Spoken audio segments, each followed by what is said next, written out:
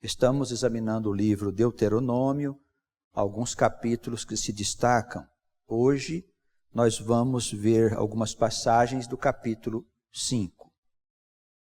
E chamou Moisés a todo o Israel e disse-lhes: Ouve, ó Israel, os estatutos e juízos que hoje vos falo aos ouvidos, e aprendê-los-eis e guardá-los-eis para os cumprir. O Senhor nosso Deus fez conosco aliança em Horebe.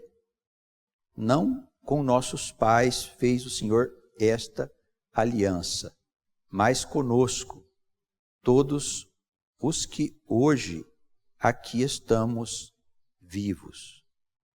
Face a face o Senhor falou conosco no monte do meio do fogo. Naquele tempo eu estava em pé entre o Senhor e vós, para vos notificar a palavra do Senhor, porque temestes o fogo e não subistes ao monte, dizendo. E aí ele aqui inicia uma repetição dos 10 mandamentos. Bem, vamos ver essa parte introdutória. Como nós temos sempre comentado com os irmãos, os escritos deste livro, eles foram feitos para um povo que viveu no passado. Se nós fôssemos levar em conta o sentido literal do texto, ele se aplicaria somente a um período da história. Poderíamos utilizá-lo como um instrumento de exemplos de moralidade e mesmo de religiosidade, porque em termos de religião, não é necessário que a pessoa entenda aquilo que se crê. Nós sabemos que a maioria das religiões se fundamentam em dogmas, ou seja, a gente acredita e não precisa entender aquilo em que se acredita. Mas nós olhamos para as Escrituras, levando em conta a eternidade da alma e o seu trânsito pela história, através de encarnações que se sucedem naturalmente, para que a alma possa acompanhar o desenvolvimento do meio aonde ela existe. Na medida que esse meio vai se transformando, a alma também vai se transformando. Ela vai seguindo com o meio e vai cada vez mais se aproximando da luz divina, e depois que ela encontra a sua salvação, ela passa a ter acesso à mente do próprio Deus, e com isso ela se instrui rapidamente. E pode então começar a viver melhor do que no tempo em que ela vivia envolvida somente pela escuridão. No primeiro versículo aqui do capítulo 5, a gente vê Moisés dizer algo que ele repete constantemente. Ele diz: Ouve, ó Israel. Nós temos falado que essa palavra é dirigida ao povo de Deus, e que o Israel bíblico é, na verdade, a junção dos judeus e dos cristãos. Esta palavra, diante da eternidade da alma, tem muito a ver com o passado de todos nós. E quando ele disse ouve, ele repete sempre isso: ouve, ó Israel. Por que ouve? Quando a gente examina a perfeição que a alma foi criada, porque ela é de origem divina, naturalmente ela traz todos os predicados do próprio Deus, esta alma, ela deveria viver em plenitude, porque ela tem a divindade do próprio Criador. Mas acontece que nesse mundo, onde ainda está presente essa escuridão, há um outro espírito. E parece que a alma, ela gravita em torno dessa dualidade, dando ouvidos ao bem ou ao mal. E no começo da sua história, no começo do seu desenvolvimento, a alma está envolvida quase que somente com as trevas, dando ouvidos às trevas. Por isso Moisés, quando disse ouve, ele está chamando a atenção da alma: ouve, Deus está te chamando. O teu pai está te chamando.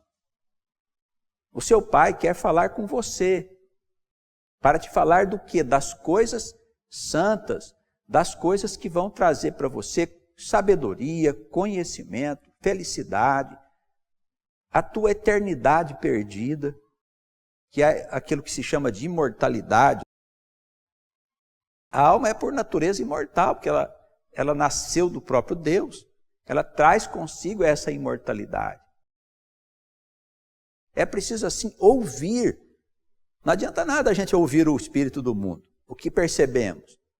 Que embora a gente esteja sempre dizendo, olha, é preciso ouvir a palavra de Deus, o homem costuma dar mais ouvidos ao espírito do mundo. Ele vem na igreja, mas ouve o espírito lá de fora. Por quê? Porque o espírito lá de fora é mentiroso. Ele diz que você já sabe o suficiente, que você já está salvo, que você tem um conhecimento diferente das outras pessoas. É um espírito mentiroso. Isso tem se fortalecido, tem se engrandecido com o desenvolvimento da comunicação pela tecnologia, o que fez com que a vaidade dos homens piorasse consideravelmente. O homem continua ouvindo a escuridão, em vez de ouvir a Deus. Então, o dizer de Moisés aqui, ouve Israel, ouve, escuta o que teu pai quer te dizer. Ele quer colocar para você estatutos e juízos. O que quer dizer estatutos? Regras. Ele quer mostrar para você como é que funciona as leis do próprio universo, da própria criação. Aonde você, como filho dele, está inserido. Ele quer te mostrar essas regras. Esses são os estatutos, as normas pelas quais, se você viver, você vai ser feliz. Se você não viver conforme as regras, você vai sofrer eternamente? Não. Ele vai corrigir através de mais sofrimento para você. Não pouco sofrimento. Para que você possa se voltar para ele, para conhecer os estatutos. O que são estatutos? O que é um estatuto? Estatuto não é um documento constituído de várias regras e normas. Olha, é assim. Em caso disso é assim. No caso de tal coisa, faça dessa maneira. Não é assim que funciona um estatuto? De uma empresa, de uma igreja, de uma instituição, seja qual for, sinagoga, enfim. Existem as regras. Deus quer nos falar, ouve os estatutos divinos. O que ele quer dizer com juízos? Ele não está falando de juízo. Não confunda com o juízo final. Não confunda com o julgamento da tua alma. Ele não está falando sobre isso. O que Deus está querendo nos dizer é que nós precisamos aprender a julgar as coisas. Não para condenar. É apreciar as coisas. Examinar as coisas com procedência. E a gente só pode fazer isso se a gente estiver sob a influência do Espírito Divino. Se a gente tiver uma boa comunhão com o Espírito de Deus, então nós podemos apreciar as coisas de uma forma sensata, de uma forma lógica, de uma forma equilibrada, conforme os propósitos do nosso Deus.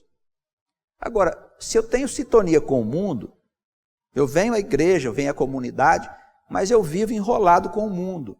Quando eu abro a minha boca para dizer alguma coisa, sai só coisa do Espírito lá de fora. Então, eu não estou em comunhão com o Espírito de Deus. Eu posso até conhecer os estatutos, mas eu não tenho condição de ajuizar sobre nada. Muito menos de interpretar as Escrituras. Porque ela se interpreta espiritualmente. As Escrituras são interpretadas espiritualmente. Não é materialmente. Não basta ler. Não é o conhecimento literal que ensina a sabedoria. É o conhecimento que está por trás da letra. É o sentido oculto da Escritura. O sentido eterno das Escrituras. Se a gente não se atentar para isso. Agora, como eu posso entender as Escrituras? Eu tenho que ter o Espírito de Deus. Ele tem que estar comigo, senão eu não vou entender nada. Por isso nós precisamos ouvir. Deus quer falar. Ouve, Israel. Ouve. Quer dizer, deixe para lá o outro espírito. Não dá ouvidos a ele, não. Ouve o Pai. Hoje vos falo aos ouvidos.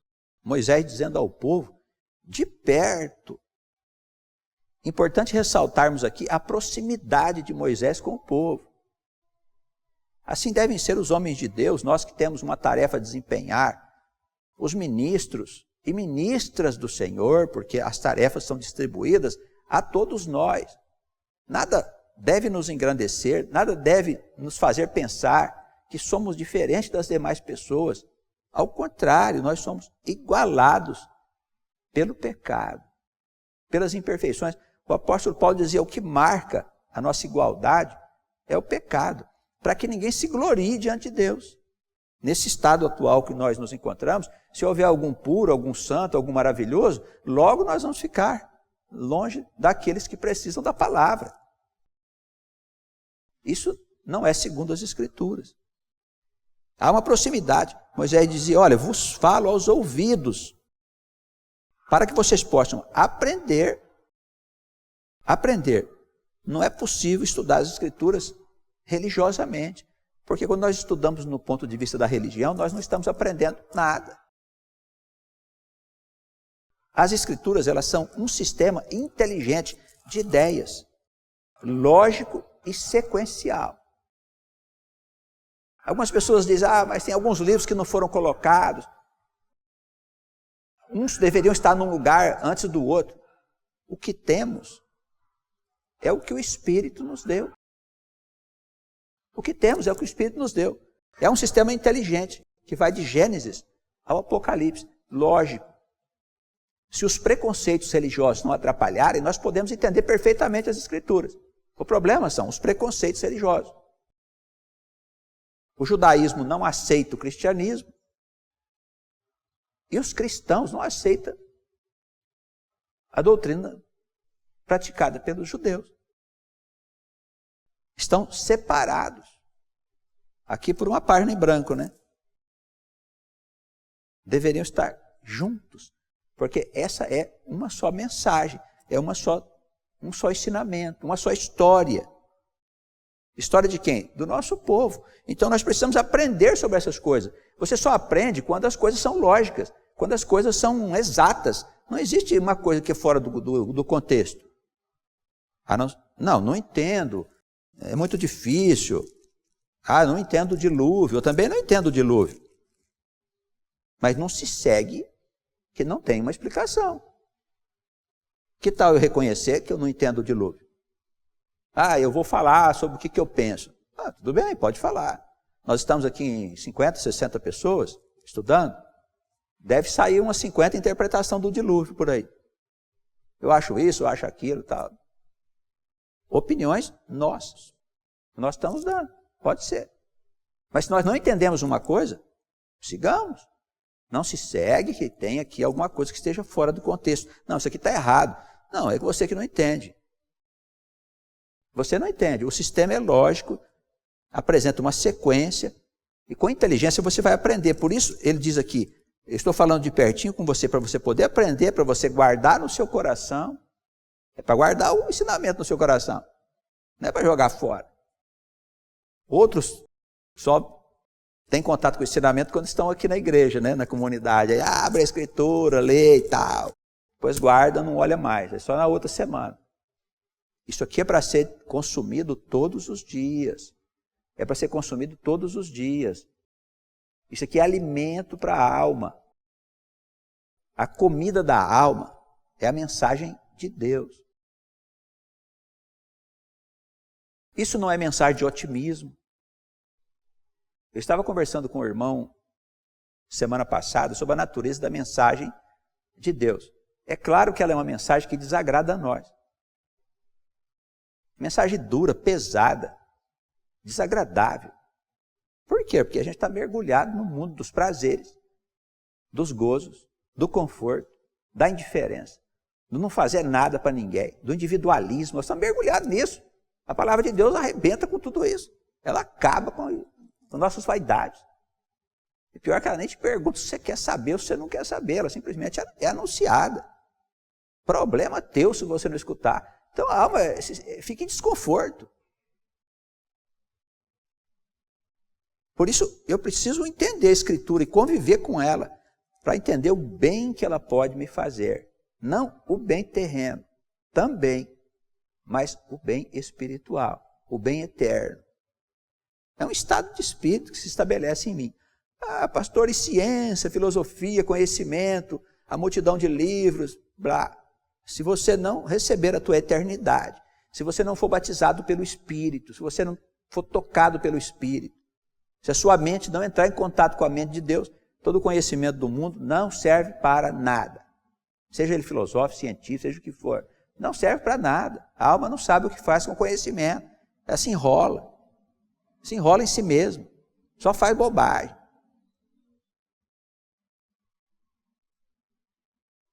Por isso aprender, versículo 1, guardar e cumprir. Cumprir. Deus não põe em prática o que você aprende, não está fazendo nada. Ah, é difícil. Aonde que é difícil? Em quê? É difícil você não mentir, não roubar, não matar?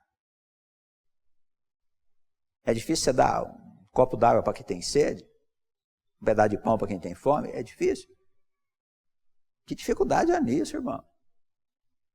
Não, eu quero viver a minha farra, eu quero viver na vida fácil, eu quero gozar, quero ter isso, ter aquilo. Ah, é isso que você quer, viver fora do modelo? Fora dos estatutos? Fique à vontade. Fique à vontade, não vamos convencer você. Não temos interesse. Deus tem ferramentas que vão te corrigir. Deixa Deus. Dizia Lutero, ser Deus, deixemos Deus ser Deus. Ele sabe como corrigir o filho desobediente. Ele sabe. As ferramentas ele tem. A partir do versículo 6, ele entra aqui nas regras. Essas são as regras fundamentais da conduta. Vamos ver se é difícil. Eu sou o Senhor teu Deus que te tirei da terra do Egito, da casa da servidão. É impossível falar de Deus sem ter um vínculo com o passado. Ah, tem almas que não têm vínculo com Deus de Israel? Tem mesmo. Elas pertencem a outra nação, outra falange, outra turma, outra tribo, é como você quiser. Mas o Deus de Israel, o Deus das Escrituras, é um Deus diferente. Porque ele estabelece com as almas que ele chamou um pacto, uma aliança. A aliança é um combinado. É um elo estabelecido entre nós e o próprio Criador. É assim que funcionam as Escrituras. Você pode pegar a Escritura e usar para outra coisa, como muita gente faz. Para confusão de prosperidade, para milagre, para não sei o quê, para... enfim. Ela se constitui por um pacto feito com um grupo de almas. Desde Abraão. Ali começou a história do povo de Deus. E nós fazemos parte deste povo. Então não há como nós vivemos longe do Deus de Israel. Para nós só tem um Deus. É o Deus de Israel, não é outro Deus. Outros homens falaram sobre Deus? Ah, sim, falaram sobre Deus. Pensadores, filósofos e tal. Falaram errado sobre Deus? Não, não falaram errado. Eles chegaram à conclusão de quem era o Deus Altíssimo? Sim, chegaram à conclusão de quem que era o Deus Altíssimo. Não foi assim com os grandes pensadores, Sócrates, Platão e outros? Muitos filósofos daquela época pensaram muito sobre Deus, o eterno Deus de Israel. Estava errado? Não, está certo. Qual que é a diferença? Eles entenderam Deus, mas Deus não falou com eles. Deus não falou com eles. Alguém tem um escrito de Sócrates, de Platão? Ó, Deus falou comigo, ou Deus falou com Sócrates. Não, não falou. Não falou com nenhum filósofo. Deus falou com o povo de Deus, com o povo de Israel. Essa é a diferença. E é o que nos interessa, o que Deus falou conosco. Com nós que somos o povo de Deus. Cristãos e judeus. É isso que interessa. Os demais, um dia todos serão convertidos ao Senhor Deus de Israel. Ponto. Eu espero que Deus fale com toda a população do planeta. Um dia, se Deus quiser, Ele falará com todos. Pelo menos é o que está escrito nas Escrituras. Mas por ora, nós somos um povo escolhido, um grupo de almas seladas para uma grande tarefa que Ele nos deu a ser desempenhada. Essa tarefa não pode ser desempenhada se a gente vai morrer. Claro que nós não vamos morrer, irmãos. Ninguém morre. Morre o corpo, a alma continua existindo e nascendo quantas vezes Deus determinar. Isso é lei natural e você entende por esse ponto de vista as Escrituras como um conjunto de ensinamentos lógicos e racionais. Fora disso, você cai num mundo de ilusão, de fantasias. Eu acredito no arrebatamento, eu acredito na ressurreição da carne e tudo mais. Tudo bem, pode acreditar, fique à vontade. Porque isso contraria a lei natural. Mas Deus é Deus, tá? Fica com Ele então. Não é o Deus de Israel. O Deus de Israel é um Deus inteligente. Optamos pela inteligência de Deus e não pelas irracionalidades que muitas vezes as religiões anunciam. Então nós temos um compromisso com esse Deus. Você entenda pela eternidade da alma e seu renascimento sucessivo a lógica das Escrituras de Gênesis ao Apocalipse. É uma lógica isso aqui, progressiva. Assim você entende como as gerações continuam recebendo instrução e sendo preparadas para o futuro e como elas se expandem através do aumento populacional, agregando-se novas almas, nessas muitas almas que já existem no mundo, nas nações e no povo de Deus. Muito bem. Então, nosso Deus é o Deus de Israel. Ele diz uma coisa aqui: não terás outros deuses diante de mim. Ponto. Não farás para ti imagem de escultura, nem semelhança alguma do que há em cima no céu, nem embaixo da terra, nem nas águas, debaixo da terra. Não te encurvarás às imagens, nem as servirás, porque eu, o Senhor Deus, sou o Deus zeloso, que visito a iniquidade dos pais nos filhos até a 3ª e 4ª geração, daqueles que me odeiam. Faço misericórdia a milhares dos que me amam e guardam os meus mandamentos. Aqui está implícito a ideia de que Deus faz o bem e o mal. Não se pode compreender o universo, a criação de Deus, sem a dualidade. A dualidade é natural. Então foi Deus que fez o diabo? Foi. Ele que fez. É Deus que faz todo mundo sofrer? É Deus que faz todo mundo sofrer. Deus faz a verdade e permite a mentira? Sim, permite. Tudo Deus permite. Em virtude do quê? Do adiantamento dos seus filhos. Do despertar das almas para o conhecimento eterno. Tendo em vista o reino messiânico, que é o reino de Deus, vai ser estabelecido na terra logo. Não é nem necessário falar que não deve adorar imagens e representar Deus em coisa alguma. Isso está aqui, está por todo lado das Escrituras. Ele fala aqui no versículo 9, que ele pode fazer com que os pais que odeiam as coisas celestes possam ter os seus filhos sofrendo consequências por causa da sua descrença. Ele fala que pode chegar até a 3ª e 4ª geração. Mas este mesmo Deus nos instrui posteriormente que os filhos, eles não têm a ver com o pecado dos pais. Então, o que é regra, o que é exceção? A regra parece ser que cada um é responsável pelo que faz e pelo que crê. Mas no caso daqueles que se revoltam contra Deus, ele pode amaldiçoar a linhagem daquela família. E ele pode fazer essa família desaparecer da história da terra no juízo. Para que não fique ninguém que tenha descendência da família que prestou um desserviço à causa da humanidade, que é a causa de Deus. Enganando as pessoas, enrolando as pessoas com doutrinas mentirosas e com injustiças de toda parte. Por isso esse Deus é um Deus bom, como ele diz aqui no versículo 10. Faço misericórdia a milhares dos que me amam e guardam os meus mandamentos. O que é misericórdia? É amor que não julga.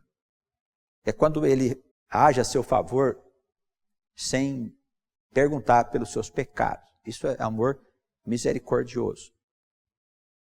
A misericórdia dele está acessível a todos, exceto para aqueles que conspiram contra os interesses eternos, os interesses de Deus.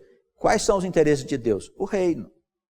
é a civilização desse mundo. Parece lógico, inteligente. É claro que Deus não vai destruir o mundo, irmãos. Isso é uma bobagem que inventaram na teologia clássica. Como eles não entendem a lógica das coisas, nem a inteligência da criação, nem quem é o Criador, nem quem são as almas. Não sabe quem é o verbo, quem é o filho, faz uma grande confusão entre filho, pai, verbo. Não sabe. Não tem respostas. Virá sobre todos uma grande confusão. Faço misericórdia dos que me amam e guardam os meus mandamentos. Não conspire contra o Senhor. Não tomarás o nome do Senhor teu Deus em vão, porque o Senhor não terá por inocente aquele que tomar o seu santo nome em vão. Então, Deus é uma coisa gravíssima. Não só o nome dele. O que quer dizer tomar o nome de Deus? Eu nem falo o nome de Deus. Os judeus não gostam nem de falar o nome dele. Eles falam o nome, mas não falam Deus. Mas não é essa a questão. A questão é quando você está na casa de Deus, seja ela uma igreja, uma comunidade, uma sinagoga, e faz coisas indignas do nome desse Deus que você representa lá fora. Aí você está tomando o nome de Deus em vão. Diz, não faça isso. Olha, é melhor você não ter nem Deus, viu? Você ser ateu, melhor. Vai cuidar da tua vida lá fora, se enrola lá com o mundo. O Satanás está te esperando lá, vai lá se divertir um pouco com ele. Se você tem necessidade disso, algumas almas têm necessidade de passar por esses gozos, prazeres, se enfiar na vaidade, né? Vai lá fazer o teu serviço. Mas não venha na casa de Deus, não, e viva de maneira indigna desse Deus que nós estamos anunciando. Porque isso é tomar o nome dele em vão. É um pecado gravíssimo. Nós não podemos passar para os homens lá fora a imagem falsa daqueles que andam com Deus. Nós precisamos ser verdadeiros e sinceros. O que nós somos aqui temos que ser lá fora. Homens sinceros, imperfeitos, em busca da nossa santidade.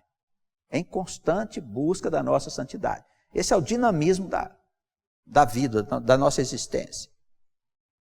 A santidade, nós não vamos alcançar a santidade, nunca. O dia que nós alcançarmos a santidade, nós fechamos o ciclo da eternidade. Não tem nunca, né? Nunca é só Deus. Mas quando nós atingimos a santidade plena, vamos imaginar que a alma um dia atinge o seu estado de plenitude, ela volta ao seio do Criador. Os irmãos concordam? Então, a busca pela santidade é a dinâmica da própria vida, é o motor da vida.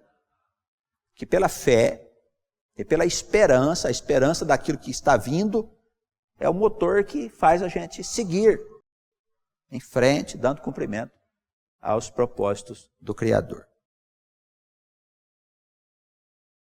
Guardarás o dia de sábado, né? Já falamos aqui sobre o nosso guardar no domingo e o que devemos fazer. O dia que nós guardamos é o domingo entre os cristãos. Nada contra os que guardam o sábado, mas façam coisas dignas deste sábado ou deste domingo. Nada contra. Não há modelo, não há nada. Algumas igrejas aí impõem certas condutas aos irmãos, para que não façam isso, não façam aquilo outro. Domingo, guardado pelos cristãos, ou sábado, guardado pelos judeus, é um dia de convivência com Deus. Lembre-se que Deus é o seu próximo. Deus está ali, junto com sua esposa, seu marido, seus filhos, seus gatos, os cachorros, papagaio e tudo mais. Isso é viver com Deus. Então nós precisamos conviver, nos recolher em família. Deus quer que a gente esteja juntos, que a gente comente a palavra dele, lembre das coisas da comunidade, da igreja, do trabalho que está sendo feito de anunciação e todas as demais coisas. Esse dia precisa ser um dia santo, um dia reservado. É um dia que a gente não deve trabalhar, exceto para as profissões que exigem que o homem trabalhe em alguns finais de semana, em plantões, etc. Exceto nesses casos que são exceção, não são regra. Então, a regra, nós temos que preservar esse dia. É um dia santo, é um dia que nós temos que descansar e conviver com Deus. É tão sério que ele desdobra aqui, né? Guarda o dia de sábado para o santificar, como te ordenou o Senhor teu Deus. 6 dias trabalharás e fará todo o teu trabalho. 6 dias para a gente poder se ocupar com as coisas lá fora. Mas o 7º dia é o sábado do Senhor, que o Senhor teu Deus te deu. Não farás nenhum trabalho nele, nem tu, nem teu filho, nem tua filha, nem o teu servo, nem a tua serva, nem teu boi, nem teu jumento, nem animal algum, nem o estrangeiro que está dentro das tuas portas, para que o teu servo e tua serva descanse como tu. É um dia que a gente para com as atividades terrenas, para nós nos voltarmos especialmente para as coisas de Deus. Te lembrarás que foste servo na terra do Egito, que o Senhor teu Deus te tirou dali com mão forte e braço estendido. Por isso o Senhor teu Deus te ordenou que guardasses o dia de sábado, porque lá no Egito eles trabalhavam todos os dias, incessantemente. Então ele quer que a gente se lembre do passado, das gerações passadas que estiveram como escravos, que eles não tinham descanso. Esse é um dia especial que deve ser cuidado por todos nós. Honra o teu pai e tua mãe, versículo 16. Como o Senhor teu Deus te ordenou, para que se prolongue os teus dias e para que te vá bem na terra que te dá o Senhor teu Deus. Então, honrar pai e mãe. Irmãos, é simples. Pai e mãe é a imagem da relação do filho com Deus. É simples. Se você tem um problema com seus pais, você tem um problema com Deus. Você não está bem.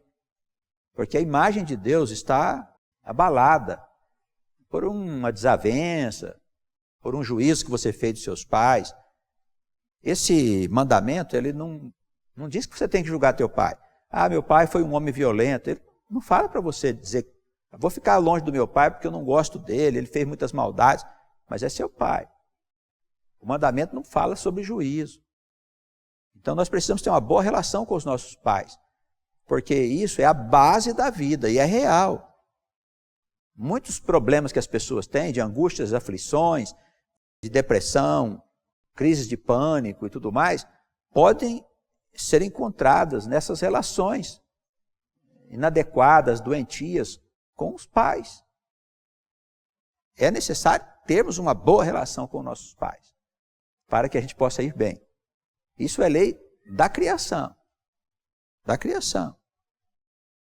Os pais dão origem aos filhos. Nossos pais geraram a nós. Nosso Deus gerou a criação e gerou as nossas almas. É a mesma imagem. O universo funciona por modelos que se repetem. É bem simples de entender os mecanismos que podem nos levar à verdadeira felicidade. Vamos prestar bem atenção nas nossas relações com os nossos pais. Não matarás. Não tirarás a vida de ninguém, porque quem dá a vida é Deus.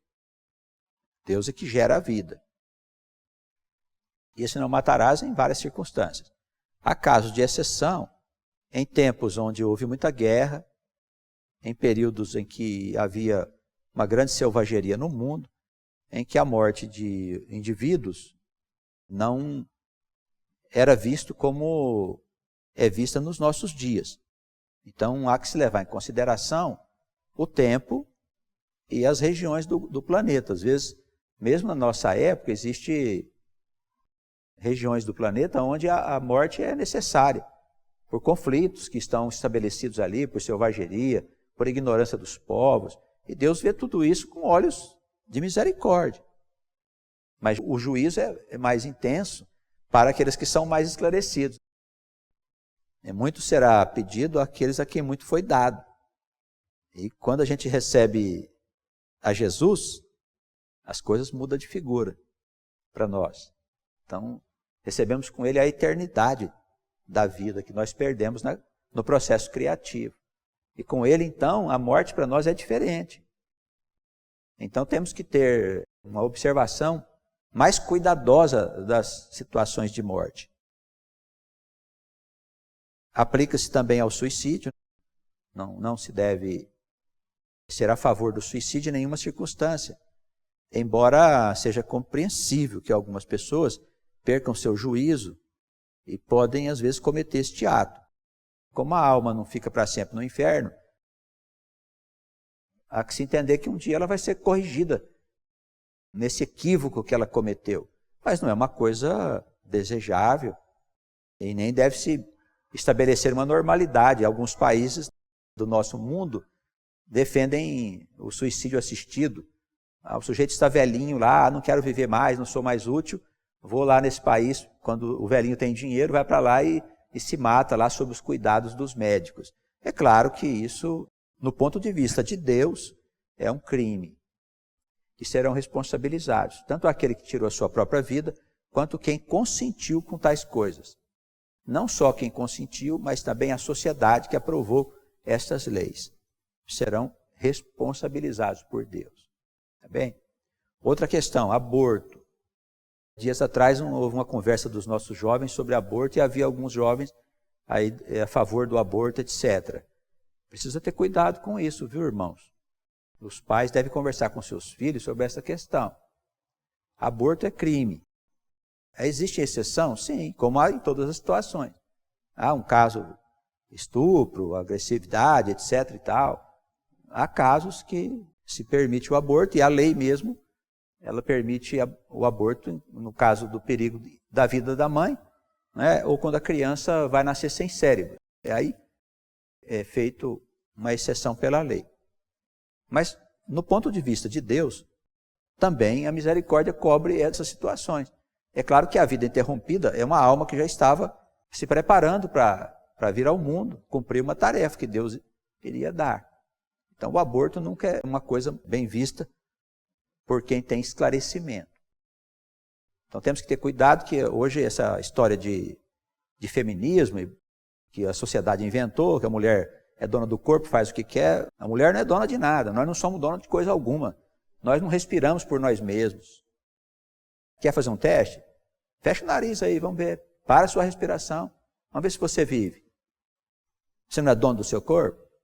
Quer fazer do corpo o que você quer? Quer ter filho quando você quer? Fazer o que você quer? Ah, não, vou abortar porque eu não quero ter filho agora. Aí a responsabilidade é grave. Ah, uma mulher abortou porque foi estuprada e tal, ela não quer ter esse filho. Amém? Vamos entender. Há um problema com Deus? Há um problema, mas há atenuantes. Porque há situações de agressividade. E nós temos que compreender a pessoa que está desesperada, ou que foi agredida. Faz parte do nosso entendimento. Agora, não vou abortar porque a criança vai nascer com um síndrome de Down ou com algum problema. Então vai abortar porque eu não quero uma criança assim. Ela vai te encontrar um dia. Não importa onde. Você pode tirar quantas vezes quiser. Ela vai te encontrar um dia. Porque Deus tem as ferramentas para corrigir esse tipo de coisa. Então nós não podemos ser a favor da morte em nenhuma circunstância. Sempre a favor da vida. Pena de morte? Muito bem, no passado se matava facilmente, por várias razões. A lei mesmo do Deuteronômio, nós temos várias leis aqui, civis, não são leis divinas, que foram feitas com um castigo de morte. Mas eu quero lembrar que são leis de natureza civil, feitas para aquela época. Elas não se aplicam aos nossos dias, mais. Não adulterarás. Naquela época, Moisés ainda permitia haver carta de desquite. No caso, o homem, por qualquer razão, não se interessasse pela mulher, ele deixava a mulher, dando a ela carta de desquite. Jesus mudou profundamente isso. Ele disse que a não ser por causa de prostituição. Se você separar da sua mulher, isso é adultério. Separação é adultério. Mesmo que não tenha havido adultério, nenhuma das partes. Se você se separar da sua mulher sem razão, é adultério. Você entra em estado de adultério. O corpo foi cessionado, o corpo conjugal, que é uma união de espírito, de almas, não é uma união de carne. Para nós, povo de Deus. Aí fora querem separar, fique à vontade. Vou me separar, Deus. Não, Deus não creio. Tá bom, então vai, separa. Quantas vezes? Separa quantas vezes você quiser. A consequência, você vai colher. É livre a semeadura. Mas a colheita é obrigatória, viu? Para crentes e para descrentes. Pode semear o que você quiser, mas colher você vai colher. Cedo ou tarde aquilo que você está plantando. Não furtarás, não roubarás, não tomarás propriedade que é alheia. Não farás coisas desonestas e tudo mais. Não é só roubar. viver de maneira desonesta, propina, toda essa coisa que a gente está vendo aí na política, tudo isso é roubo. Tudo isso é transgressão do mandamento, viu? Vão para o inferno. Esses caras vão tudo para o inferno. A prisão que eles estão pegando aqui na terra não é nada. Aqui eles estão confortavelmente colocados numa cela. Tomam banho, comidinha, tal. Isso não é nada. Vai ver o que está te esperando do outro lado. Não arrepende não para você ver. Deveriam todo dia se ajoelhar lá na cela e orar ao Senhor. E clamar, pedindo perdão pelo que fizeram. Roubaram. Não dirás falso testemunho contra o teu próximo. Não mentirás. O último dos mandamentos, a última das regras, trata da cobiça. A cobiça é como uma fonte de todos os outros males. A pessoa não se satisfaz com o que tem. Não se esforça para ter aquilo que deseja. Tem inveja do que o outro tem. Ah, gostaria de ser como A, como B, como C, de ter isso, de ter aquilo que eu não tenho. Encontramos essas loucuras. É um dos mandamentos. Não cobiçarás a mulher do teu próximo. O homem também, viu, irmãos? Não é só a mulher, não. Nessa época aqui se falava muito da mulher. Né? Uma escritura feita mais para homens, mas aplica-se a todos nós.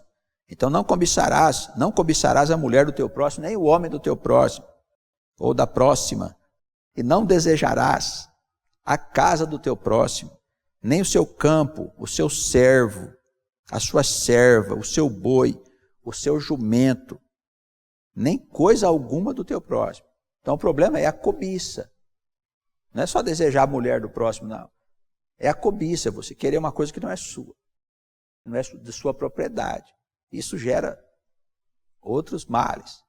Por ter esse desejo, as pessoas mentem, as pessoas matam, as pessoas roubam. Por desejar uma coisa que ela não tem, não é dela. Irmãos, preste atenção, todos nós estamos vivendo uma experiência que nos é concedida por Deus. A experiência que nós vivemos na Terra, ela é de credenciamento. Nós estamos aqui para gozar, para passear e não viemos a primeira vez. Já estamos vivendo há muito tempo aqui na Terra. Então Deus está nos credenciando. É claro que Ele determina um tipo de vida para você. Ele determina aquilo, é a tua vida. Há situações que a pessoa fica se debatendo, correndo atrás do vento. Vai para cá, vai para lá, não para, vai para cima, para baixo, desce, uma coisa é outra, não acha o seu rumo. Nós precisamos perceber a vida acontecendo e Deus conduzindo a vida. E deixar que Deus leve a vida para aquele lugar onde Ele nos conduz. Não adianta Deus mandou você aqui, você quer ir lá. Não vai dar certo. Vai dar tudo errado. Ah, eu sou uma pessoa sem sorte. Que sorte? Não existe sorte. Que sorte? Existe Deus. Deixa Deus te conduzir. Você não vai ser aquilo que não está programado. Ele não deixa. Então, a situação de aparente injustiça da vida de alguns não é injusto, não. Está tudo certo. Está tudo dentro do cronograma.